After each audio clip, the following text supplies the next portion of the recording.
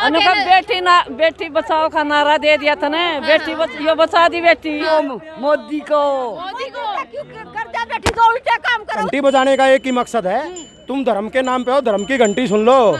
ये ना ये घंटी पकड़ा देंगे तुम्हारे को, मंदिर में बैठ के बजाते रहना, कोई नहीं आएगा। स्मृति ईरानी को तो केवल सत्ता में आने के लिए प्रोपोगंडा चाहिए था। आग लगा देंगे सिस्टम में, ये भीम आर्मी वाले बख्शेंगे नहीं। नमस्कार, मैं आपके साथ रितेश मंगवाना सीधे इंडिया गेट से मैं आपको तस्वीरें दिखा रही हूँ। मेरे पीछे तमाम भीम आर्मी का जत्था समर्थक और पीछे चंद्रशेखर आज़ाद जो कि भीम आर्मी के चीफ हैं, वो भी इंडिया गेट आए हुए थे। पहलवानों के बेटियां जो पहलवान हैं हमारी, उनको न्याय की मांग जो उनकी, क्या कहना चाहेंगे सर? अभी तक 1 महीना हो गया बेटियों को न्याय नहीं मिला है। हम लोग सभी देश में भीम आर्मी ने एक आंदोलन की कॉल करी थी जी, खिलाड़ियों के समर्थन में। तो आज आप देख रहे हैं कि सभी साथी यहाँ पहुँचे हैं जी, और हमारा पूर्ण विश्वास है, थोड़ा हो सकता है समय लगे लेकिन न्याय जरूर मिलेगा। हम सब लोग निरंतर प्रयास कर रहे हैं जी कि इस आंदोलन को सफल बना के बहनों को न्याय मिले। अब चंद्रशेखर आज़ाद जो कि भीम आर्मी के चीफ हैं, उन्होंने भी कमान संभाल ली है इस आंदोलन की, तो क्या लग रहा है? 1 महीना बीत चुका है और कहते हैं कि चंद्रशेखर जिस आंदोलन को संभाल ले उसको न्याय और वो जो मांग होती है वो जल्दी सरकार मान लेती है। क्या कहना चाहिए? देश भर में बड़ा संगठन हमारे पास है, देश भर में एक पहचान हमारी है। बहनों के लिए, मुस्लिमों के लिए, उपेक्षितों के लिए, पीड़ितों के लिए हम हमेशा आवाज़ उठाते आए हैं। ये बात सही है कि देश भर में जिस आंदोलन को भीम आर्मी सहयोग कर दे या अपना समर्थन जताए वहाँ पे, तो सरकारें झुकती है। हमने 24 रोस्टर वाले मामले में भी हमने देखा दिल्ली में सरकार को, 4 अप्रैल वाले मामले में भी देखा हमने, 2 अप्रैल वाले मामले में भी देखा हमने कि सरकारों को बैकफुट पे आना पड़ा है। जो सरकार कभी झुकती नहीं थी, भीम आर्मी के सामने हमने बहुत सी बार उन्हें झुकते हुए देखा है। तो अब कि जैसे कि चंद्रशेखर आज़ाद ने कमान संभाली है और उन्होंने वादा भी किया था कि अगर 15 मई तक सरकार ने नहीं सुना तो वो भी लगातार जो है पहलवानों के साथ धरना प्रदर्शन करेंगे। 13 महीने का सर्टिफिकेट जैसे कि किसान आंदोलन को मिला था, 13 महीने बाद सरकार ने सुना, तो अब चंद्रशेखर इस पर जुड़ गए, तो 13 महीने का कम समय लगने वाला है इसमें? नहीं, ये मतलब ये बहुत दुर्भाग्य की बात होगी। इतना समय लगेगा तो, और लगेगा तो ये सरकार दोबारा नहीं आएगी। और अगर आज भी न्याय नहीं मिला ना, बड़ी जिम्मेदारी के साथ कह रहा हूँ मैं, देश में अब बेटियों का दोबारा से कोख में कत्ल होने वाला है। माँओं को विश्वास उठ जाएगा कि अगर इतनी मतलब हाई प्रोफाइल केस में भी अगर सरकार सुनवाई नहीं कर रही तो हम बेटियां जने क्यों, किसके लिए? जब मतलब इतना जो देश का गौरव है उसे सम्मान नहीं मिल पा रहा, उसे न्याय नहीं मिल पा रहा, हम बेटियों को जन्म क्यों दें? हमारी बेटियां कहाँ सुरक्षित हैं? पर वही बेटी बचाओ बेटी पढ़ाओ का नारा सरकार लगातार देती है, तो आज क्या वो धरातल पर फेल है पूरा नारा? बिल्कुल बिल्कुल। उन तो अपने पब्लिक मीटिंग्स में वो कहते हैं, मैं तो ये शब्द बोल भी नहीं सकता, बेटी बचाओ बेटी, आप खुद समझदार हैं कितने पब्लिक डोमेन में सारी चीज़ें हैं, तो उनकी जो कथनी और करनी में आपके सामने है सारा। तो अब जैसे कि हमारी जो अंतर्राष्ट्रीय पहलवान है, इनको चौथा कैंडल मार्च निकालना पड़ा है, सरकार नहीं सुन रही है, प्रधानमंत्री इस पे क्यों मौन होंगे और विश्व के क्यों बचाने की कोशिश कर रहे हैं? पूरा मामला सरकार के संरक्षण में है। ये सरकार इसे बचा रही है। ऑलरेडी 34 केसेस उस पर पेंडिंग हैं। सरकार 100% उसे बचा रही है। सरकार के संरक्षण में सारा मामला चल रहा है। ब्रिजभूषण भी तमाम रैलियां निकाल रहे हैं अपने समर्थन में, क्या उनकी रैलियों के सामने आपकी रैलियां फीकी तो नहीं पड़ जाएंगी? रैलियां और ये सब चीज़ें तो किसान आंदोलन में भी ये लोग कर रहे थे। इन्हें फर्जी किसान बता रहे थे, इन्हें आतंकवादी बता रहे थे, ठीक है ना, इनके पिज़्ज़े दिखाए दे रहे, पिज़्ज़ा कर रहे हैं तो ये कर रहे हैं, ठीक है ना। ये तो सरकार का प्रोपेगेंडा है, आंदोलन को बदनाम करने का कोई नई बात नहीं है। जी, आप मेरे पीछे देख सकते हैं तमाम लोग, किसान यूनियन के राकेश टिकैत भी इसमें आए थे और सत्यपाल मलिक भी, और चंद्रशेखर आज़ाद जी जो भीम आर्मी के चीफ हैं वो भी लगातार आंदोलन से जुड़े हुए हैं और लगातार सरकार से ये लोग अपील कर रहे हैं कि ब्रिजभूषण की गिरफ्तारी हो। और क्या कहना चाहेंगे सर? एक मिनट। हाँ, क्या कहना चाहेंगे? आग लगा देंगे सिस्टम में, ये भीम आर्मी वाले बख्शेंगे नहीं। अच्छा, ये बड़ी बात कह रहे हैं कि आग लगा देंगे सिस्टम में। आप कहाँ से आए? भीम आर्मी से, क्या कहना चाहेंगे? ये देखिए, देश का बड़ा दुर्भाग्य है कि आज देश की जो खिलाड़ी हैं, जो देश का नाम रोशन करती हैं, वो आज सड़कों पे अपने हक के लिए, अपने न्याय के लिए लड़ रही हैं। ये सबसे बड़ा दुर्भाग्य है और मैं तो कहता हूँ नरेंद्र मोदी जी के लिए बड़े शर्म की बात है। आज उनके धरने को करीबन काफ़ी दिन हो चुके हैं और क्या नाम है, उनके कानों में अभी तक जूनी सर रही। ये घंटी क्यों बजा रहे हैं? अब दिखाना चाहूंगी मैं अपने कैमरामैन से बोलना चाहूँगी। हमें ये घंटी इसलिए बजा रहे हैं, ये जो भारत सरकार है ना, ये घंटी दिमागों में बजा के आई थी, धर्म की घंटी बजा के आए थे ये लोग। अब जनता इनको ये धर्म की घंटी बजा के बता रही है कि न्याय दीजिए, ये हिंदू बेटियां हैं, ये जाति में मत बांटिए, ये अक्षत्रवाद में मत बांटिए इनको। ये हिंदू की बेटियां हैं, भारत की बेटियां हैं, ये सब की बेटियां हैं। हाँ, आज अपनी कैंडल मार्च जलाई तो क्या लग रहा है, उस जो सरकार अंधेरे में है, 1 महीना हो गया है, तो क्या उजाला वहाँ तक इन कैंडल्स का पहुँच पाया होगा? ये देखिए, ये जनता है, जनता न्याय के लिए लड़ती रहेगी। पहले किसानी लड़े, फिर बेरोजगार लड़े, फिर कर्मचारी लड़े।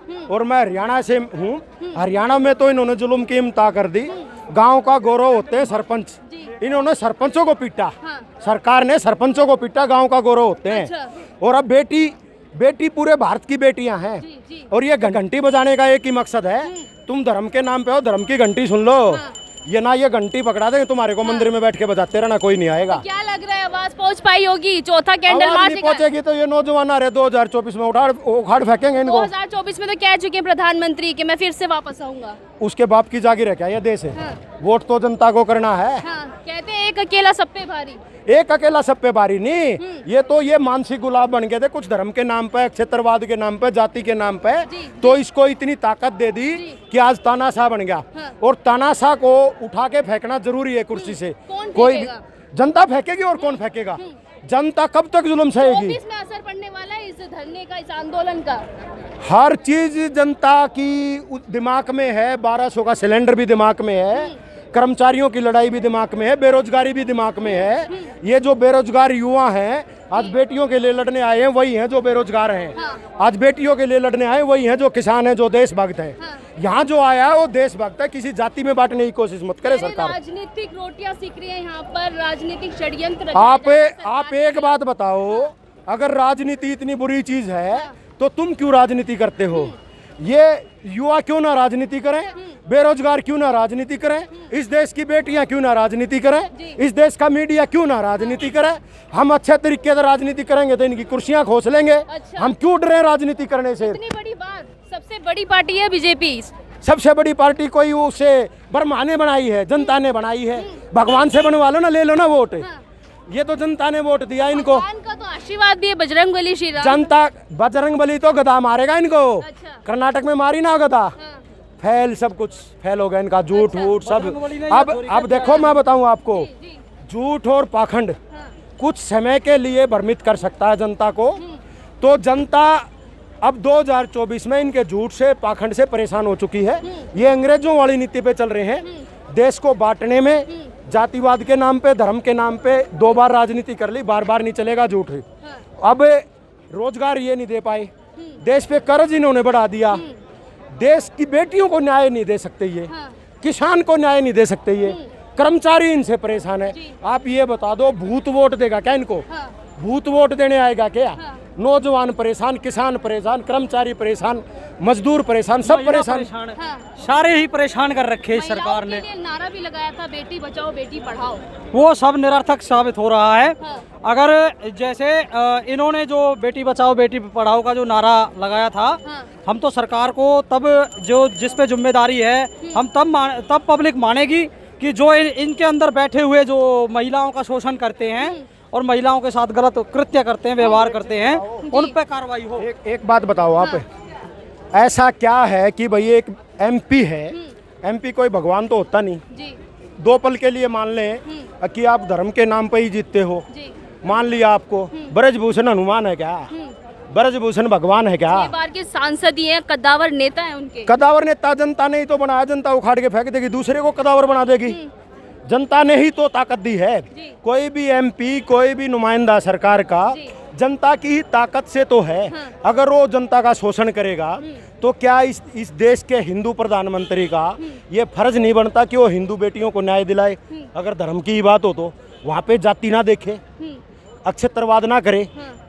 जिसके साथ जुल्म होगा कल को आपके साथ जुल्म होता है। अच्छा, क्या आप हरियाणा से, तो हरियाणा का ही इल्ज़ाम लगाते हैं कि हरियाणा के लोग जो है फेडरेशन में अपना दबदबा बनाना चाहते हैं, तभी ये धरना प्रदर्शन चल रहा है। ये क्वेश्चन सही बोला आपने।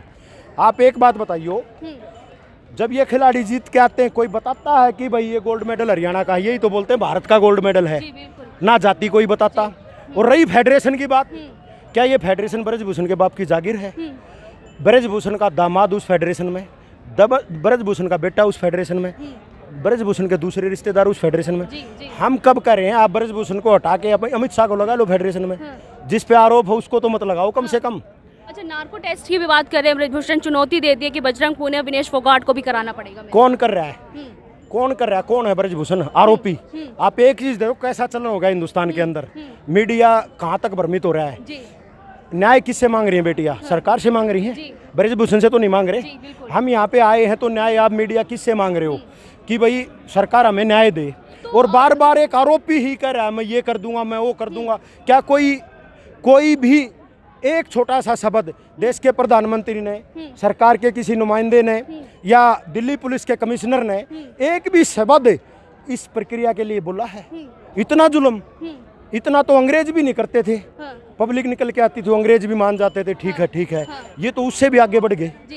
अब तो एक ही रास्ता है, या तो ये लोग न्याय देंगे या 2024 में इनको जाना नहीं मिलता तो क्या होने वाला है? कुछ नहीं होने वाला। आखिरी रास्ता, वोट की ताकत दिखाएगी जनता इनको। अच्छा, जात पात भूल के, धर्म भूल के, वोट की ताकत से इनकी कुर्सियां खोस लेगी जनता। और ये महिलाओं से बात करना चाहेंगे। महिलाएं कहाँ से आई हैं आप? कहाँ से आई है? वो कराता है बेटी। हाँ, किस लिए आई है? बेटी के लिए आए। हाँ, न्याय तो मिला नहीं, 1 महीना हो चुका है। लगा तो उसके साथ रुद्दी आदमी नहीं, पहले तो उनका बेटी पढ़ाओ और बचाओ। हाँ, और ये भी एक कारण करवा रखे। हाँ, उसका बेटी हो।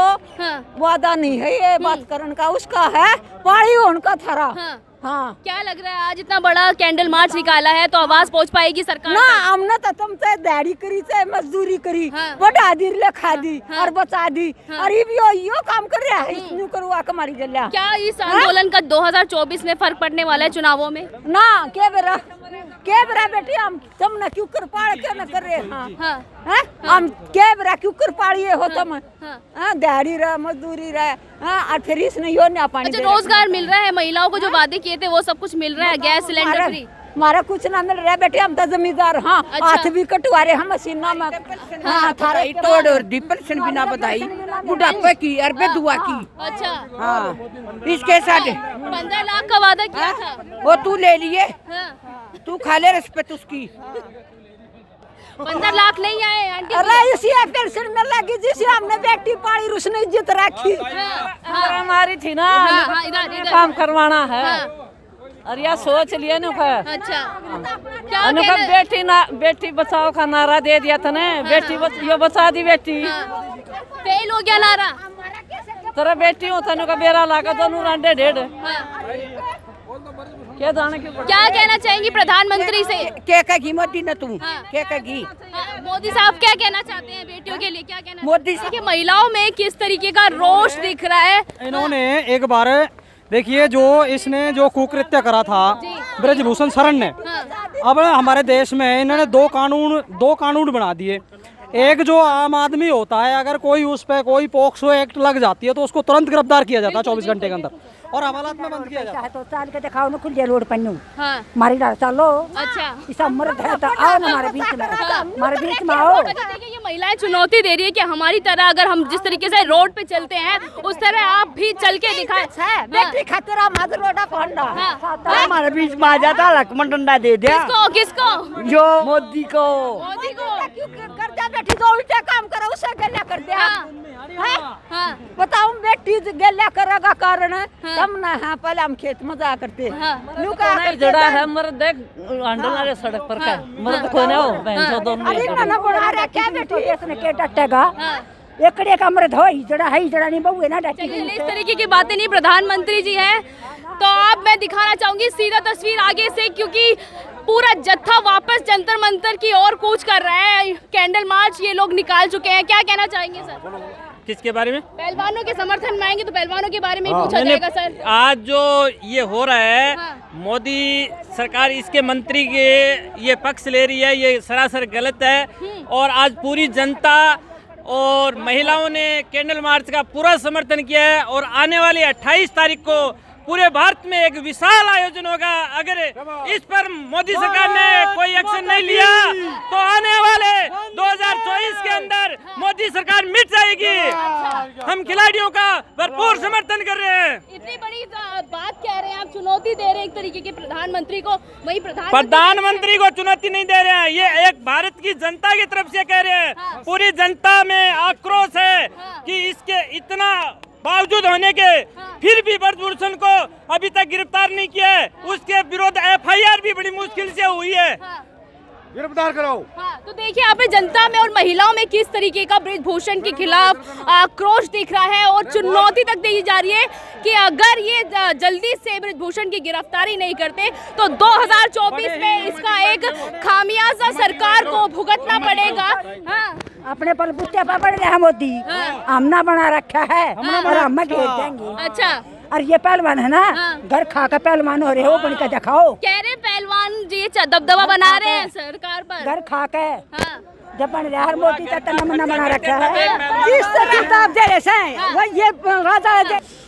ये देखो, मोदी जी और बीजेपी को समझने के लिए आगे का दिमाग चाहिएगा। अच्छा। बीजेपी को अगर समझना है तो देखो, मोदी जी ने कहा बेटी बचाओ बेटी पढ़ाओ, पर जनता को अब समझ में आ रहा है कि बचाना किससे था? बीजेपी से बचाना था। बीजेपी ने कहा कि मोदी जी ने कहा देश नहीं बिकने दूंगा, मगर देश बेच दिया गया है। मोदी जी ने खुद देश बेच दिया है। तो बीजेपी को समझने के लिए जो वो कह रहे हैं ना, उसका अर्थ कुछ साल के बाद समझ में आएगा। मोदी जी ने कहा था मैं चौकीदार हूँ, मगर ये नहीं बताया था कि मैं चौकीदार किसका हूँ। मोदी जी अडानी अंबानी के चौकीदार हैं, देश के नहीं हैं। उनकी संपत्ति का पहरा दे रहे हैं और उन्हीं को मजबूत कर रहे हैं।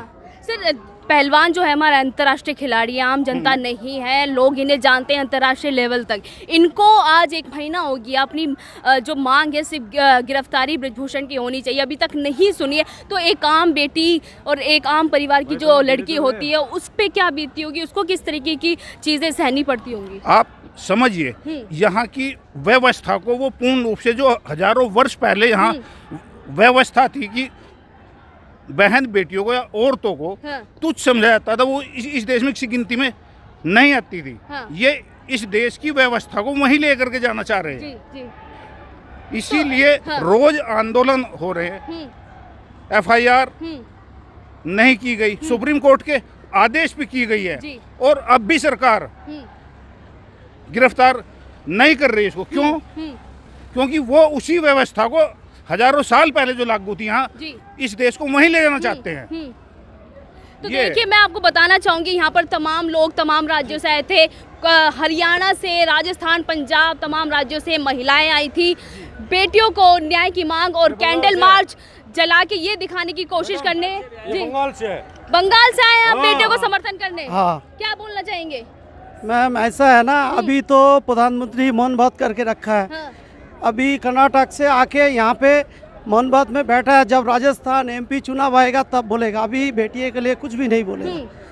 देखिए, चुनावी रणनीति यहाँ पर हो रही है, क्योंकि अभी तक प्रधानमंत्री ना सरकार के किसी नुमाइंदे का ट्वीट, ना कोई समर्थन, ना उन धरने पर कोई भी लोग नेता या नेत्री आए नहीं। स्मृति ईरानी से भी गुहार लगाई गई थी, पहलवानों ने स्मृति ईरानी से भी गुहार लगाई गई थी कि वो धरने प्रदर्शन पर आए, क्योंकि वो भी एक महिला है, तो एक महिला की पीड़ा समझती होंगी। पर अभी तक स्मृति ईरानी का किसी भी तरीका का ट्वीट है, ना वो कोई आई है, ना कोई बयान है। क्या कहना चाहेंगे? स्मृति ईरानी को तो केवल सत्ता में आने के लिए प्रोपेगेंडा चाहिए था, और जिसने वो प्रोपेगेंडा अपनाया और स्मृति ईरानी वो संवैधानिक पद पर आसीन हो गई।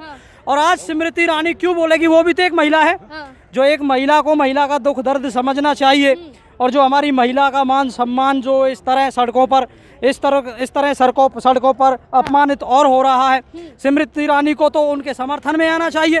अगर स्मृति ईरानी सच्ची हितैषी थी, हमारे देश की बड़े दुर्भाग्य की बात है कि हमारे संविधान का खेल बना दिया इन लोगों ने, इन जैसे लोगों ने। की मंत्री भी हैं। महिला विभाग की मंत्री का तो मुझे नहीं पता उन चीज़ों के बारे में, पर मैं इतना ज़रूर कहना चाहूँगा कि जब ड्राफ्टिंग कमेटी की जब मीटिंग हो रही थी तो बाबा साहब अम्बेडकर ने एक बात कही थी। बाबा साहब अम्बेडकर ने बोला था कि संविधान मैंने बना तो दिया, परंतु जो संविधान को जैसा व्यक्ति यूज करेगा वो ऐसा ही साबित होगा। अगर संविधान गलत हाथों में चला गया तो वो गलत ही साबित होगा।